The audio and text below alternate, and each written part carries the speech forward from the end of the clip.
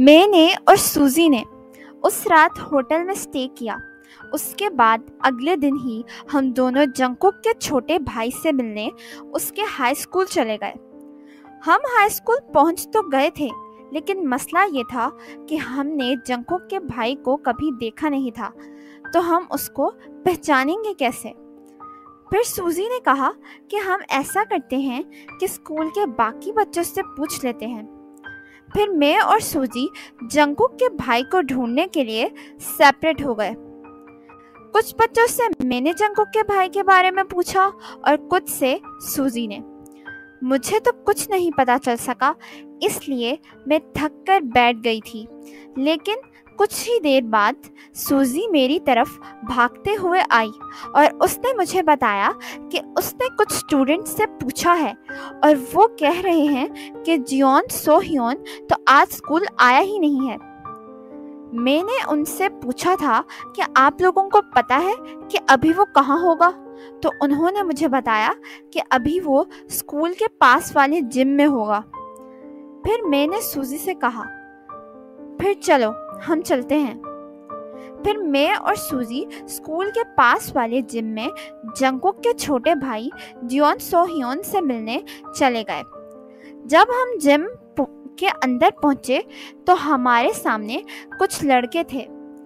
ہم نے ان سے پوچھا کہ جیون سو ہیون کہاں ہے، تو انہوں نے ہمیں بتایا کہ وہاں وہ تو باکسنگ روم میں ہے۔ پھر میں اور سوزی باکسنگ روم کے اندر گئے۔ وہاں پر ایک لڑکا باکسنگ کر رہا تھا، تو میں نے اس سے پوچھا کہ کیا آپ جیون سو ہیون ہو، جنگکوک کے چھوٹے بھائی؟ تو وہ لڑکا حیرت سے مجھے دیکھنا شروع ہو گیا اور اس نے کہا کہ ہاں میں ہی ہوں جیون سو ہیون، لیکن آپ جنگکوک کو کیسے جانتی ہو؟ پھر میں نے اس کو کہا کہ یہ میں آپ کو بعد میں بتاؤں گی کہ میں جنگکوک کو کیسے جانتی ہوں۔ پہلے میں نے آپ سے کچھ باتیں پوچھنی ہیں۔ کیا آپ مجھے اپنا تھوڑا وقت دے سکتے ہو؟ پھر سو ہیون نے مجھ سے کہا، جی جی ضرور، آپ نے مجھ سے جو پوچھنا ہے آپ مجھ سے پوچھ سکتی ہیں۔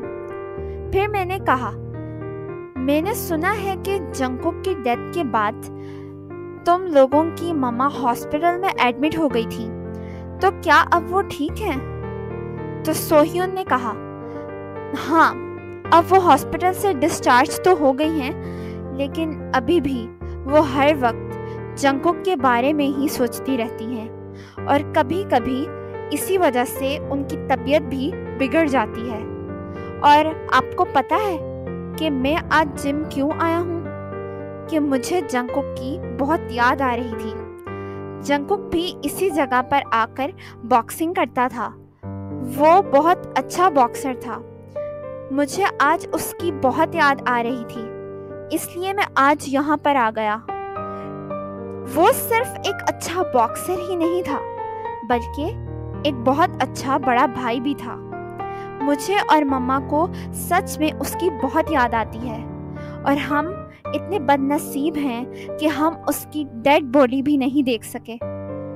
پھر میں نے اس سے پوچھا کہ کیا آپ لوگوں کو اس کی ڈیڈ باڈی ابھی تک نہیں ملی؟ تو سو ہیون نے کہا، ہاں ہم نے ڈھونڈنے کی بہت کوشش کی، لیکن ہمیں نہیں ملی۔ پھر میں نے کہا، ایسا بھی تو ہو سکتا ہے کہ جنگکوک زندہ ہو۔ پھر سو ہیون نے کہا، کاش ایسا ہوتا، لیکن جنگکوک جس ٹرین میں تھا وہ ایک گہری کھائی میں گری تھی، تو یہ سوال ہی پیدا نہیں ہوتا کہ وہ زندہ ہو۔ پھر میں نے کہا، سو ہیون، میں تم سے جو بات کرنے آئی تھی اب میں وہ کہنا چاہتی ہوں۔ سو ہیون، اب جو میں تمہیں بتانا چاہتی ہوں وہ غور سے سننا۔ میں تمہیں یہاں یہ بات بتانے آئی تھی کہ مجھے جنگکوک نظر آتا ہے، اور وہ میرے علاوہ اور کسی کو نظر نہیں آتا۔ سو ہیون نے کہا، کیا وہ آپ سے بات بھی کرتا ہے؟ میں نے کہا، ہاں وہ مجھ سے بات بھی کرتا ہے۔ اور سو ہیون، کیا تم مجھے اپنے گھر لے کر جا سکتے ہو؟ میں تمہاری مما کو بھی سب کچھ بتانا چاہتی ہوں۔ سو ہیون نے کہا، جی آپ میرے ساتھ چلیں۔ پھر میں اور سوزی سو ہیون کے ساتھ اس کے گھر چلے گئے۔ جب ہم اس کے گھر گئے تو جنگکوک کی مما مجھے دیکھ کر حیران ہو گئی۔ پھر سوزی نے کہا، لیسا کچھ تو گڑبڑ ہے۔ سو ہیون بھی تمہیں دیکھ کر حیران ہو گیا تھا اور اب اس کی مما کا بھی وہی ری ایکشن تھا۔ پھر میں نے جنگکوک کی مما کو بتایا کہ مجھے جنگکوک نظر آتا ہے۔